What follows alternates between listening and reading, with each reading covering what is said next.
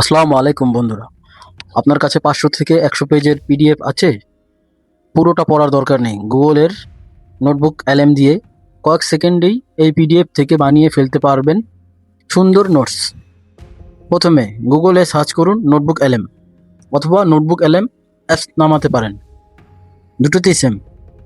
তারপর notebook এলএমের official ওয়েবসাইটে ঢুকে আপনার গুগল অ্যাকাউন্ট দিয়ে লগ ইন করুন, অথবা অ্যাপস ওপেন করে আপনার যে কোনো গুগল অ্যাকাউন্ট দিয়ে লগ ইন করে নিন। এখন ক্রিয়েট নিউ নোটবুক অথবা নতুন নোটবুক তৈরি করুন। তারপর অ্যাড সোর্সে ক্লিক করুন। এখান থেকে আপনার পিডিএফ ফাইল আপলোড করুন। পিডিএফ আপলোড হয়ে গেলে নোটবুক এলএম আপনার পিডিএফের কন্টেন্ট বুঝে নেবে। এখন নিচের চ্যাট বক্সে লিখুন, যেই লেখাটি দেখাচ্ছি এটা লিখবেন, create detail notes form this PDF with important points, heading and কি টার্মস। এবার এন্টার চাপুন।